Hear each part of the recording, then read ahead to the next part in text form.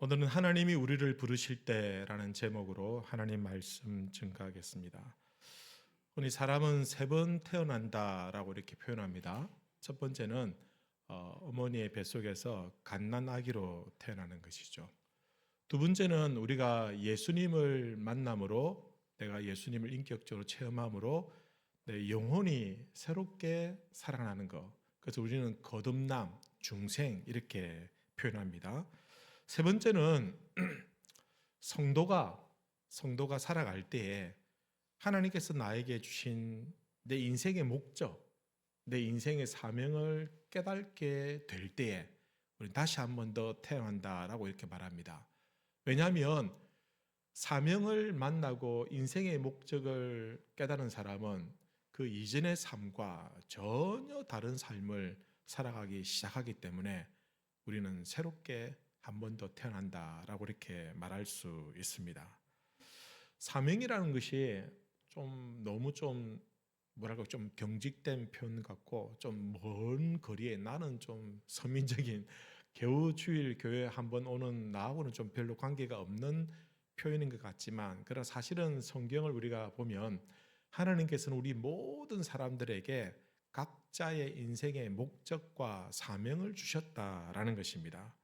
형식과 내용은 다르지만 우리 모두는 그저 우연히 이 땅에 태어난 것이 아니라 각자가 하나님께서 주신 그 인생의 목적이 있습니다. 어떤 사람은 그것을 찾아서 의미 있게 가치 있게 세 번째로 태어나는 사람이 있는가 하면 어떤 사람은 그 인생의 사명과 목적을 놓치고 전혀 그것과는 상관없는 전혀 무관한 인생을 살다가 가기도 한다라는 것입니다. 하나님이 나를 통해서 하실 일이 있으면 분명히 하나님 나를 부르십니다. 그리고 그 이유를 밝혀내는 것, 그리고는 내 인생에 의미를 부여하고, 그리고는 내 인생에 가치를 부여하고, 그렇게 살아가는 것이 가장 그 사람에게는 가장 위대하고 의미 있고 참 가치 있는 인생이 되는 것입니다. 여러분, 이렇게 우리가 우리의 인생의 사명을 따라서 살아갈 때 하나님께서 우리에게 놀라운 선물을 하나 가지 주십니다. 그것이 무엇이냐면 이전에 내 삶 속에서 일어났던 그 모든 일들에 대한 의문들이 수수께끼들이 다 풀리게 된다라는 것입니다. 여러분 사진을 하나 보여드리겠습니다. 이분은 조니 애닉슨 타다라는 분입니다. 사실은 이분이 17살 때에 다이빙 선수였습니다. 그런데 깊이를 가늠하지 못해서 다이빙 하다가 머리가 그 바닥에 부딪혀서는 그 목뼈가 부러지고 그때부터 어깨 이하의 모든 전신이 마비가 되는 그런 불행한 사고를 당했습니다.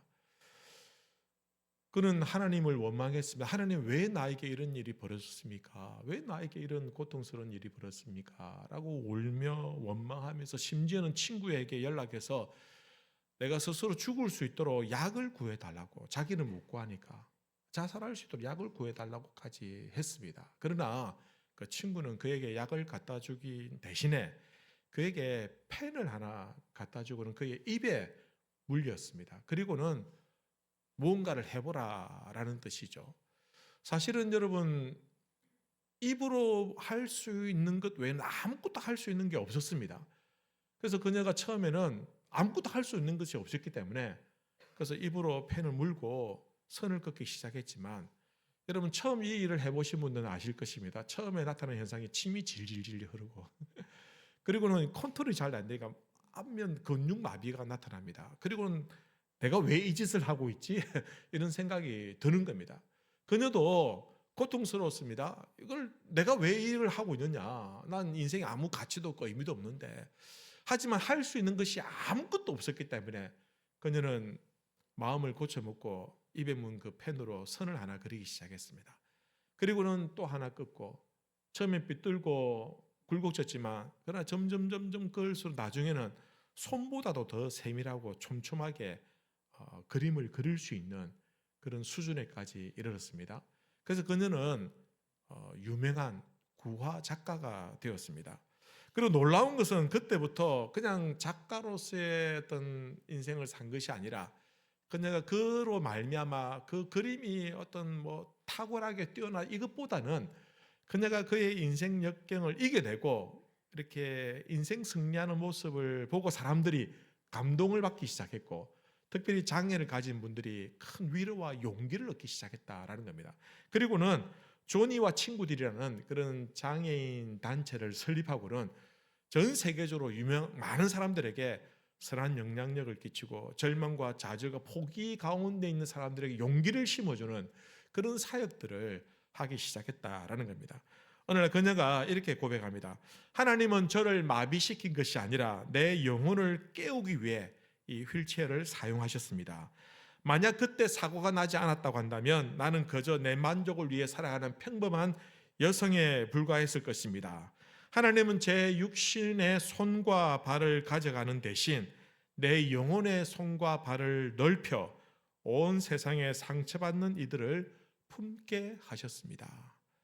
그녀가 무엇을 해야 되는지 자기 인생의 사명을 깨닫는 순간 그녀는 자신에게 일어난 그 불행한 일들, 사건과 사고와 고통들을 이해할 수 있게 되더라라는 것입니다.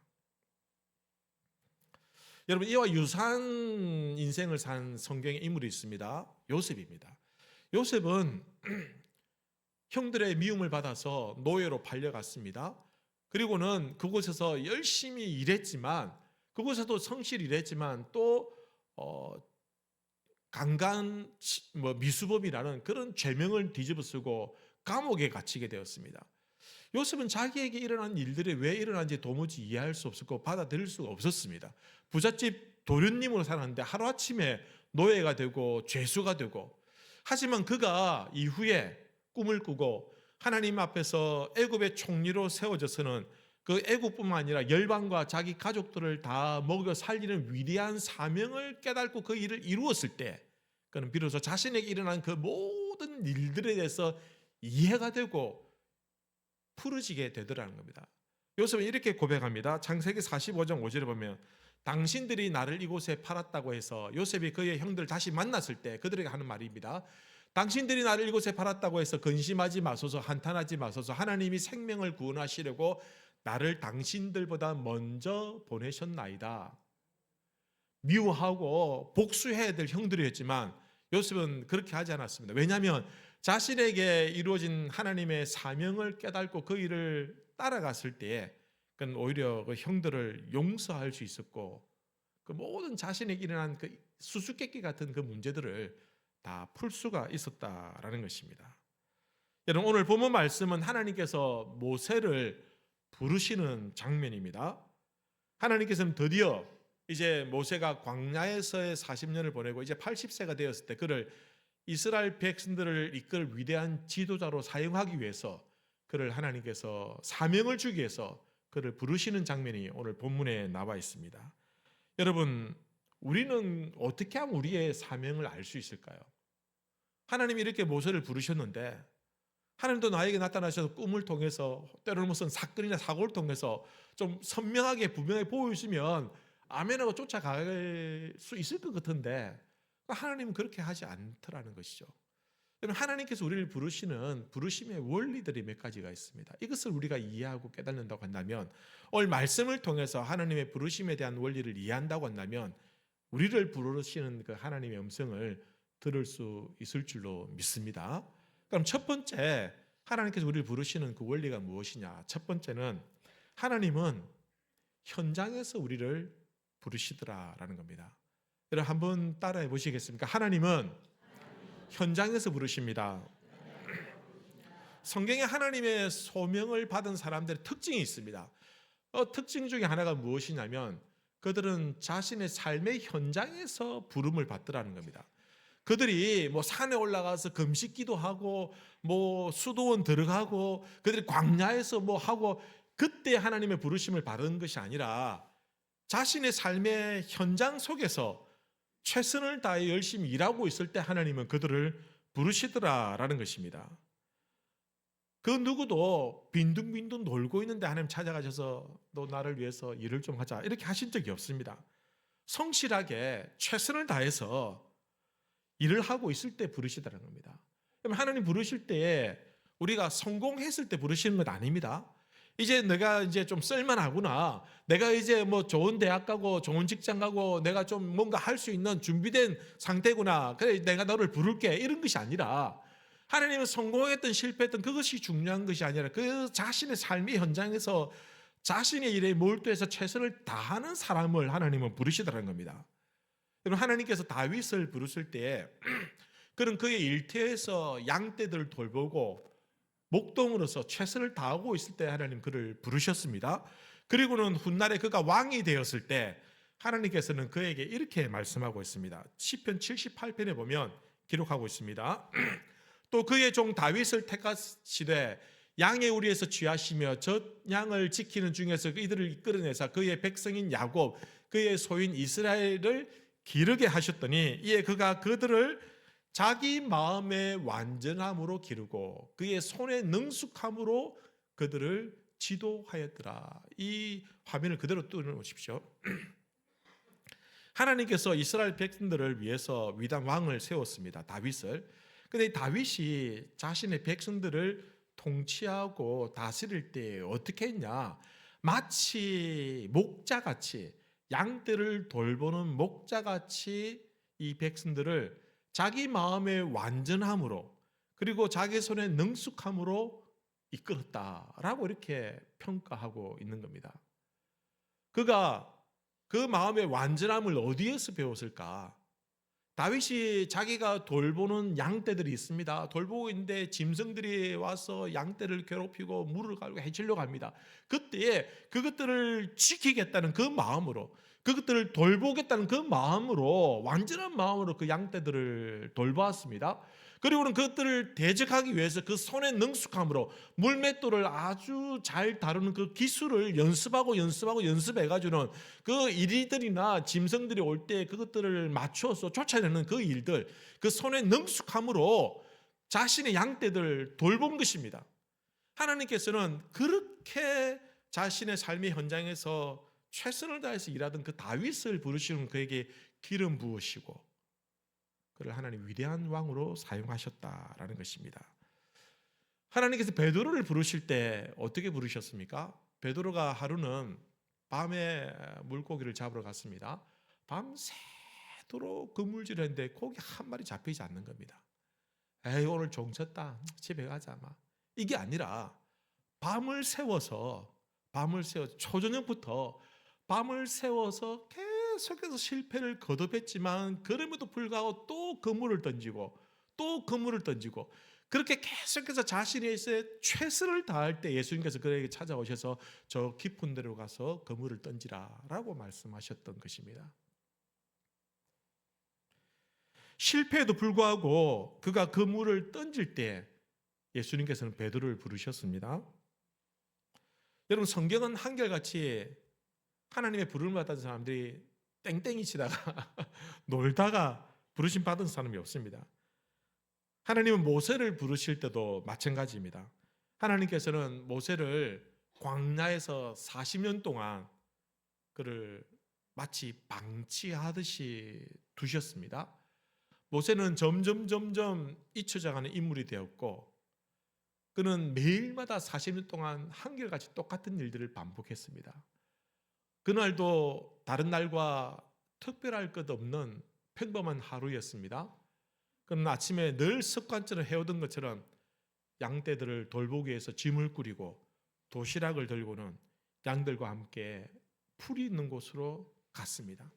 그리고 점심에 도시락을 까먹고 이제는 오후가 되어서 그 양떼들을 계속 돌보고 있는데 이상하게 양떼들이 이미 다 풀을 다 뜯어먹었지만 부족하고 모자라는 것입니다.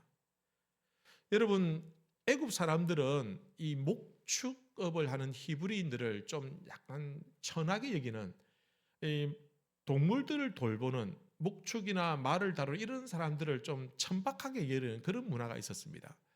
모세가 40년 동안 왕자로 성장하면서 그런 철저히 애굽의 문화에 길들여진 사람입니다. 그런데 그러한 모세가 그 천하게 여겼던 그 양떼들을 돌본다는 것은 쉬운 일이 아닙니다, 사실은. 그는 그 일에 대해서 최선을 다했습니다. 좋아하지 않는 일이었지만 40년을 한결같이 그 일들에 대해서 최선을 다하는 모습을 모세는 보여주고 있다라는 것입니다. 그가 최선을 다했다는 것을 어떻게 알 수 있냐면은 여러분 3장 1절에 보면 그 말씀을 우리가 이해할 수 있습니다. 출애굽기 3장 1절 보시면 모세가 그의 장인 미디안 제사장 이드로의 양떼를 치더니 그 떼를 광야 서쪽으로 인도하여 하나님의 신 호렙에 이르니, 여러분 이 1절 말씀을 계속해서 지켜보시기 바랍니다. 여기 보면은 우리의 주목을 끄는 단어가 두 가지가 있어. 하나는 치더니라는 것입니다. 모세가 자기 양떼도 아니고 자기 재산이 늘어나는 것도 아닌데 장인의 처가살이 하면서 장인의 양떼를 돌보는 겁니다. 근데 이 치더니라는 이 단어가 우리가 번역할 때는 그냥 평범하게 치더니인데 이 원어를 보면은 그냥 단순하게 치는 것이 아니라 마음과 정성을 다해서 최선을 다해서 그 양떼들을 돌본다라는 그런 의미를 가지고 있는 단어입니다. 그러니까 이미 모세는 최선을 다해서 자기 일에 열심을 내고 있는 겁니다. 그리고 그 이후에 광야 서쪽으로라는 표현이 있습니다. 광야 서쪽은 과연 어떤, 왜 이 구절을 이 표현을 썼을까? 그냥 평범하게 양떼를 쳤다, 그리고는 산에 여호와의 산 호렙에 이르다 이래도 될 것인데 굳이 광야 서쪽이라는 구체적인 표현을 쓴 이유가 무엇일까? 이 광야 서쪽이라는 말은 이 원어적 의미를 직설적으로 번역하면 광야 뒤편 이런 뜻을 가지고 있습니다. 히브리 문화는 동쪽을 정면으로 생각합니다. 우리 교회가 어떤 교회입니까? 가자 동광입니다. 동쪽의 빛이다. 뭐 서광해도 될 건데 왜 동쪽이냐? 인식할 때 동쪽에 해가 떠오르기 때문에 동쪽을 서쪽보다 정면으로 생각하는 경향이 있습니다. 히브리인들도 마찬가지입니다. 광야 서쪽이란 말은 광야 뒤편을 말하는 겁니다. 광야 뒤편 잘 보이지 않는 곳, 또 다르게 해석하면 광야 저 깊은 곳, 그런 것을 의미합니다. 위험한 곳. 모세가 자기 양도 아니고 장인의 양들이고 뭐 월급도 제대로 주지 않고 뭐 내 재산 늘어난 것도 아니면 대충 그냥 키우다가 없으면 오늘 집에 가자 하고 막 먹든지 말든지, 이놈들이 뭐 장인한테 배고프다고 말할 것도 아니니까 그냥 집에 들어가도 되는데도 불구하고 굳이 서쪽으로 기어이 들어간 이유가 무엇이냐? 이 양떼들 돌보는 그의 마음이 마치 다윗처럼 완전한 마음으로 그 손에 능숙함으로 최선을 다하고 있는 모습을 보여주고 있는 겁니다.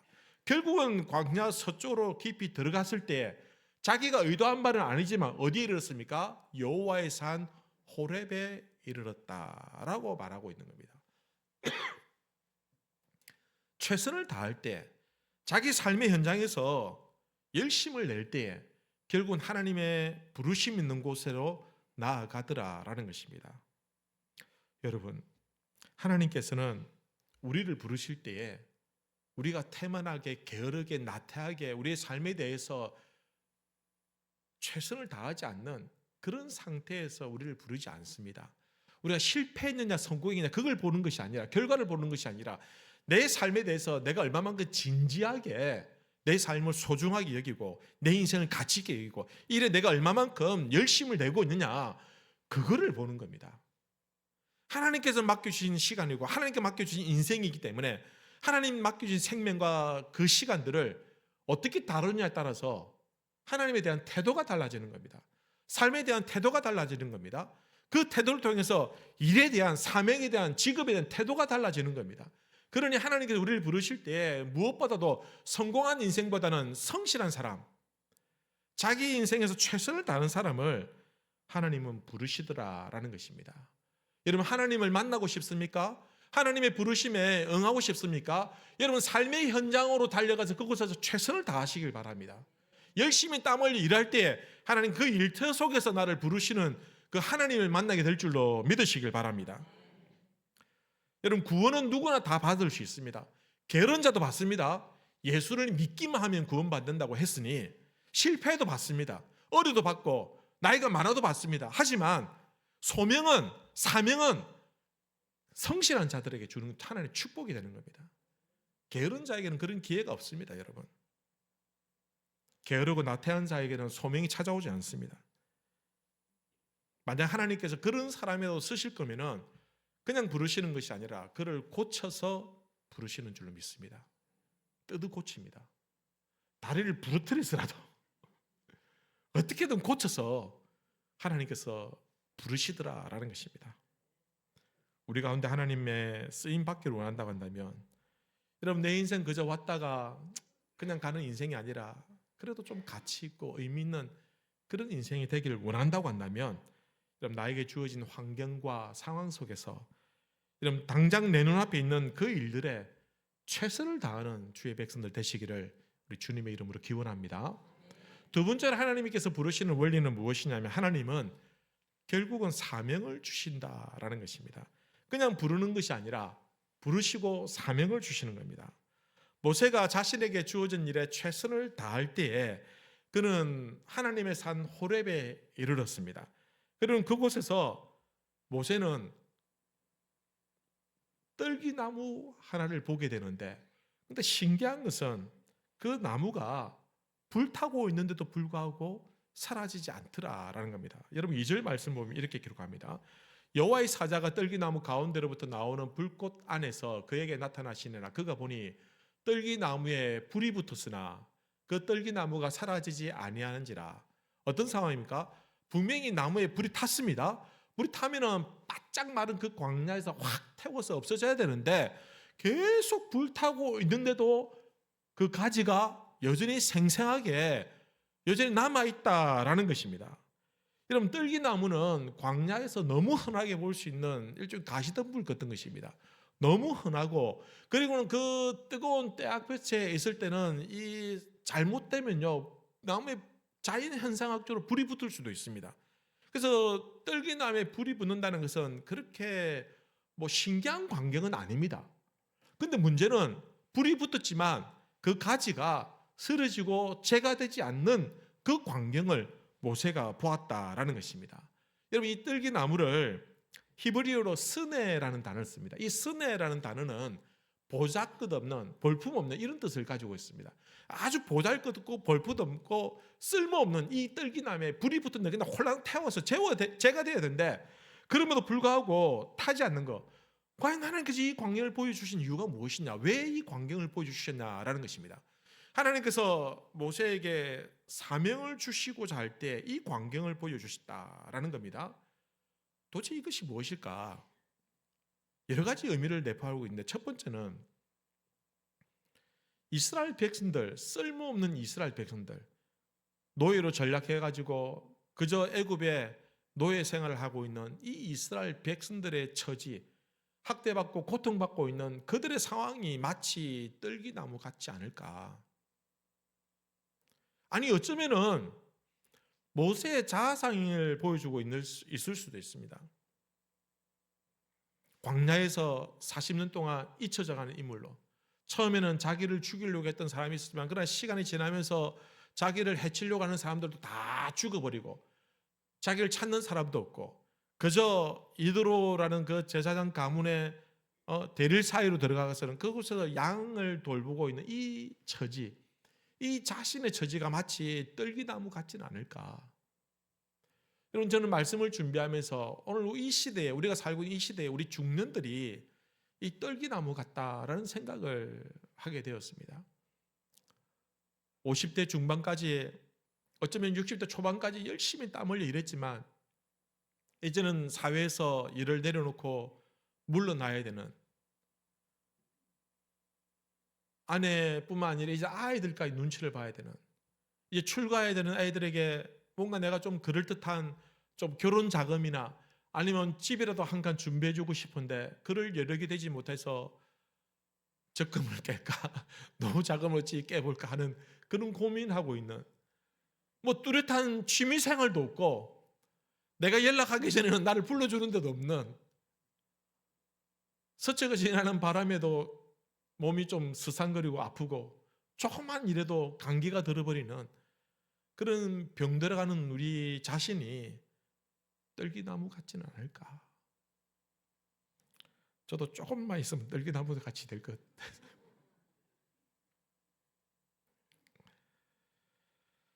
그러나 하나님이 보여주고 싶은 것은 무엇이냐면 그냥 불타고 있는 그것만이 아니라 사실은 불타고 있지만 사라지지 않는 그 모습을 보여주고 있는 겁니다. 광야에 가면은 흔한 게 떨기나무인데 그거 보여주시기 위해서 산에 여호와의 산에 이끄신 것이 아닙니다. 불탈 수 있습니다. 얼마든지 자연학적으로 불탈 수 있는데도 불구하고 그걸 보여주신 것이 아니라 불타고 있지만 사라지지 않는 것. 뭘 말하고 있냐? 하나님이 그 가운데 나타나셨다는 것은 비록 내 인생이 떨기나무같이 불타고 있지만 그러나 너는 사라지지 않을 것이다. 왜? 내가 너와 함께하기 때문에. 이스라엘 백성들이 300년 400년 동안 노예 생활을 하고 있지만 그들은 잊혀진 것이 아니라 결국은 내가 너희들을 이끌을 것이다. 가나안 땅으로 인도해 주실 것이다. 내가 너희와 함께 하실 것이다. 비록 모세가 40년 동안 이 광야에서 잊혀진 인물처럼 보이지만 그러나 결국은 하나님께 그에게 나타나셔서 내가 너와 함께하마. 우리 인생에서 참 이제 무서운 시기가 다가오고 있지만 내 인생이 떨기나무 같은 인생이지만 이제 곧 사라질 것 같은 그런 인생인 것 같지만 그럼에도 불구하고 우리가 낙심하지 말아야 될 이유가 무엇이냐? 하나님이 나를 찾아오시더라는 겁니다. 나를 기억해 주시더라는 겁니다. 세상은 나를 잊어버리고 세상은 나를 더 이상 찾지 않는다 할지라도 그러나 사명이 있는 인생이라고 한다면 하나님 반드시 나를 찾으시고 부르시고 결국은 하나님의 일에 쓰임받게 해주시더라라는 것입니다. 이 민족이 죽지 않는다 걱정하지 마라. 모세야 내가 그냥 이렇게 광야에서 양떼나 치면서 사라질 인생이 아니다 걱정하지 마라. 비록 내가 한국 사회에서는 이제는 힘이 없고 연약하고 선도에 서지는 못하지만 걱정하지 마라. 내가 너와 함께한다. 이걸 보여주는 겁니다. 하나님께서는 이거를. 성도 여러분, 우리 자신이 마치 가시떨기 같다 할지라도 낙심하지 맙시다. 곧 제가 되어 사라질 것 같지만 하나님이 우리와 함께 하시고 하나님께 나를 찾아주신다면 절대로 이대로 사라지지 아니할 거고 이대로 주저하지 않을 것입니다. 반드시 내가 마지막에 해야 할 일이 반드시 있다는 겁니다. 이제 하나님께서는 그 불타는 떨기나무 속에서 모세를 부르십니다. 오늘 4절 말씀 보시면 여호와께서 그가 버리고 돌이켜 오는 것을 보신지라 하나님이 떨기나무 가운데서 그를 불러 이르시되 모세야 모세야 하시매 그가 이르되 내가 여기 있나이다. 하나님께서 그의 이름을 부르신다는 것은 기억하지 않는다는 겁니다. 기억하고 있다는 겁니다. 하나님께서 그를 부르셨다는 것은 아직까지 너를 향한 하나님의 계획이 있다는 것입니다. 성도 여러분, 하나님이 우리를 광야 같은 곳에 보내시고 마치 내가 불타는 떨기나무 같이 그렇게 위기와 절망적인 환경이 있다 할지라도 하나님은 절대로 우리를 잊지 않으신 줄로 믿습니다. 기억하고 지켜보십니다. 아니, 노려보고 있습니다. 그럼 우리가 왜 좌절하고 낙심할까요? 그건 불타는 떨기나무만 보았기 때문에 좌절하고 낙심하는 겁니다. 그 이후에 계속해서 지켜보면 그것이 불타서 재가 되고 사라지지 않는 것까지 보는 것, 그까지 보는 것이 중요합니다. 그러면은 절대로 낙심하지 않는다라는 것입니다. 여러분, 우리 인생에서 하나님께서 우리에게 기대하시는 것이 분명히 있는 줄로 믿습니다. 여러분, 연세가 많으신 분들도 아이고 목사님 나 이제 뭐 할 일도 없고 뭐 할 수 있는 것도 없고 하나님 빨리 불러가시면 나는 됐습니다. 절대 그렇게 생각하시면 안 됩니다. 여러분 가정에서나 또는 친구들 모임에서나 때로는 교회에서 때로는 여러분들이 자주 가는 그곳에서 여러분들이 그 상황 속에서 내가 최선을 다할 때에 완전한 마음으로 최선을 다할 때 하나님께서는 분명히 그 일들의 인과관계를 통해서 하나님의 일들을 이루어하십니다. 분명히. 여러분 제가 목사로서 위로받을 수 있는 것이 과연 얼마나 되겠습니까? 위로를 해주고 해줘야 되고 이런 강박관념에 사로잡혀 있다 보니까 내가 뭔가를 통해서 공급받는다 이게 잘 안 돼요. 여러분 제가 제 설교에서 은혜 받지 못하면 저는 은혜 받을 데가 없어요. 주일날 다른 교회도 갈 수도 없고. 여러분 제가 은혜 받고 위로받을 수 내가 그렇게 많지가 않습니다만은 그러나 저는 가끔씩 충분한 1년치 1년치 힘을 낼 수 있는 그런 위로를 받을 때가 한 번씩 있습니다. 오늘 일부 예배 마치고 목양실에서 이제 있는데 우리 원로 장로님 두 분과 또 다른 장로님 두 분이 오셔서 저희 찾아오실 거예요. 그래서 제가 아이고 어떻게 오셨냐고 하니까 이렇게 오셔가지고 아이고 목사님 고생 많다면서 오늘 스승의 주일이라고 아마 왔다면서 그리고는 이런저런 담소 나누시고 기도해주고 가셨는데 우리 장로님들 이제 연세가 80, 90이 넘으셨지만 그러나 사회적으로 보면은 그 연세에 뭐 특별하게 하실 수 있는 일이 별로 많지 않지만 그러나 참 지쳐있는 목사에게 따뜻하게 말 한마디 해줄 때 그게 힘이 되고 위로가 되는 겁니다. 그래서 제가 이 시간에 또 소리 지르는 겁니다. 그리고 또 다음 주에도 변함없는 마음으로 말씀을 준비하게 될 것이고요. 가끔 하기 싫을 때 있어요. 진짜 도망갔으면 좋겠다. 왜냐하면 아무리 하려고 해도 제가 가지고 있는 어느 책이나 지식이나 그런 어떤 학습 능력 가지고는 이게 준비하기가 어려울 때가 있어요. 그러면 대신 누가 좀 와줬으면 좋겠다. 가끔 가다가 금요일 토요일 갑자기 어느 선교사님 와가지고 설교 대신해 준다면 좋겠다. 이런 생각을 할 때가 있어요. 하지만 그럼에도 불구하고 하나님께서 인생의 선배와 우리 교회를 사랑하시고 기도해 주시는 그분들을 통해서 따뜻한 위로 한마디 들을 때 그게 힘이 되고 열심히 목회를 하게 되고 목양을 할 때 어쨌든 또 우리 교회 성도들도 그런 영향을 받지 않겠습니까? 여러분들이 저에게 영향을 받는 것이 아니라 저를 위로해 주는 분들을 통해서 여러분들이 영향을 받는 것입니다. 여러분들이 손주 앉혀놓고 요나 얘기해 주는 게 그 아이들의 인생을 바꿀 수 있습니다.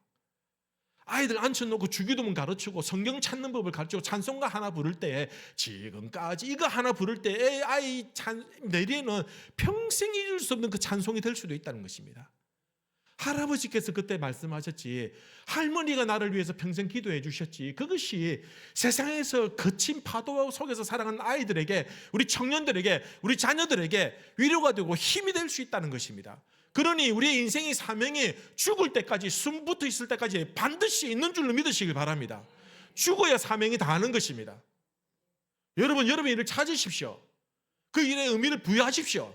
남들이 볼 때는 이게 하찮은 일 같지만 그러나 내가 이 일에 의미를 부여하고 이 일에 최선을 다할 때 능숙한 솜씨로 완전한 마음으로 할 때 이건 놀라운 의미 있는 일이 되는 것입니다. 여러분 우리가 얼마든지 누군가에 도울 수 있습니다. 100만 원, 1000만 원 도울 수 있습니다. 몇 억씩 돕는 분들도 있습니다.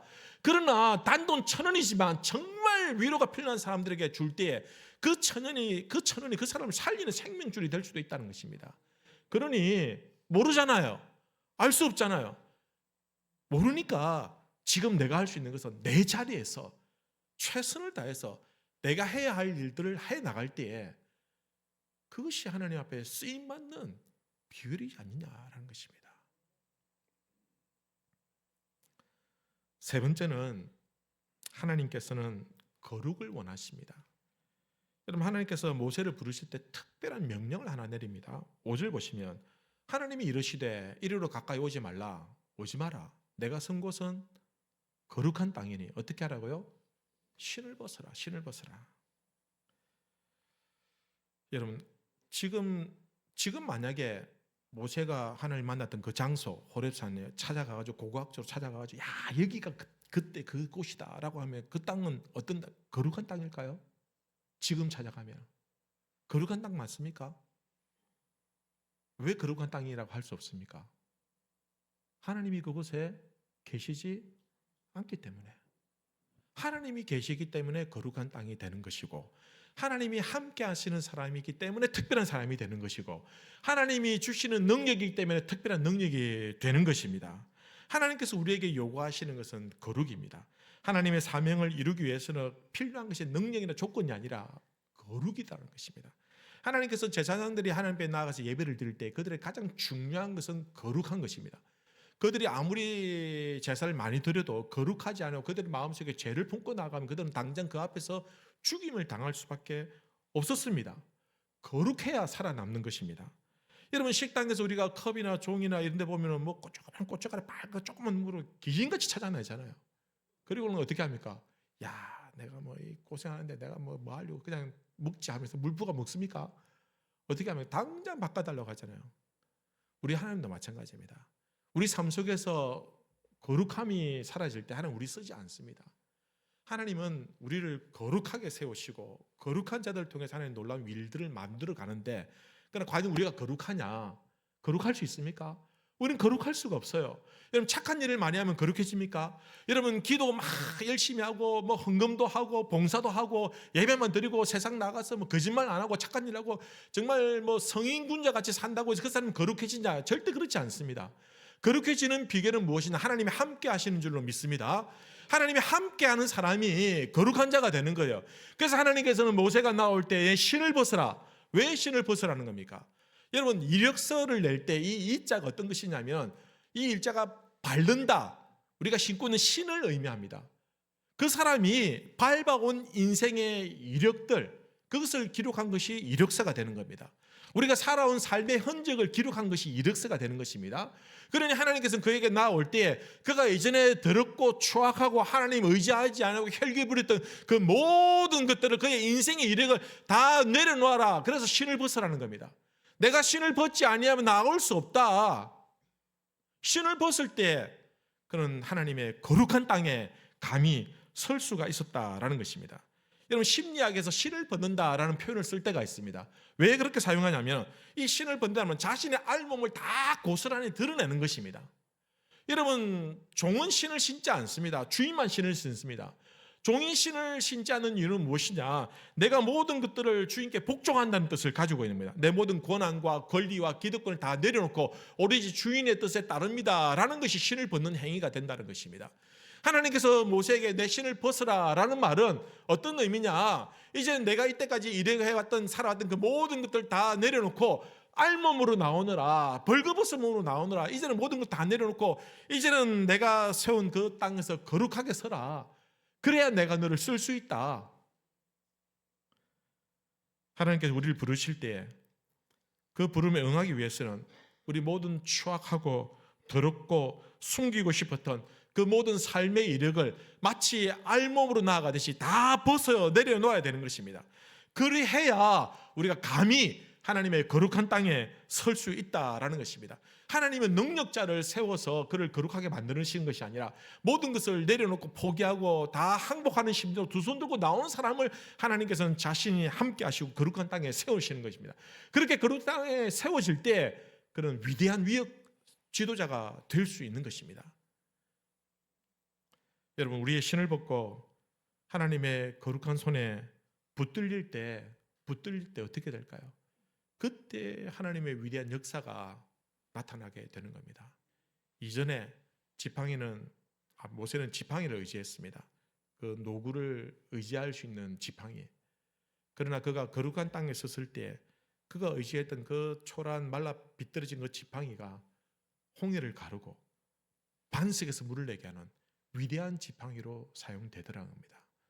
여러분 우리의 영적 거장이신 하나님의 손에 붙들릴 때에 우리 인생이 쓰임받는 줄로 믿습니다. 그러니 지금 내가 이때까지 살아온 모든 것들 중요하지 않습니다. 그거 다 내려놓고 고졸이든 중졸이든 뭐 서울대 나왔든 그거 다 내려놓고 부모님 덕에 부자로 살든지 부모님 덕에 뭐 가난하게 살든지 그게 중요한 그게 다 내려놓고 내가 알몸으로 하나님 앞에 나아갈 때 내 이력을 모든 것을 내려놓고 벗어버리고 나오라. 그렇게 나갈 때 하나님은 하나님의 거룩한 땅에 세우시고는 하나님의 거룩한 도구로 사용하시는 줄로 믿습니다. 여러분 그저 왔다 가는 인생이 아니라 한 번쯤은 참 가치 있게 의미 있게 하나님 기뻐하시는 곳에 쓰임받는 인생이 되시기를 바랍니다. 그 일을 찾으십시오. 그 일에 의미를 부여하시고 최선을 다할 때 하나님은 우리를 거룩한 하나님의 도구로 쓰시게 되는 겁니다. 그게 우리 인생의 목적이 되는 것입니다. 그렇게 사시다가 하나님 앞에 서시기를 바랍니다. 우리 시다 같이 한번 기도하십시다. 말씀을 생각하면서 하나님 아버지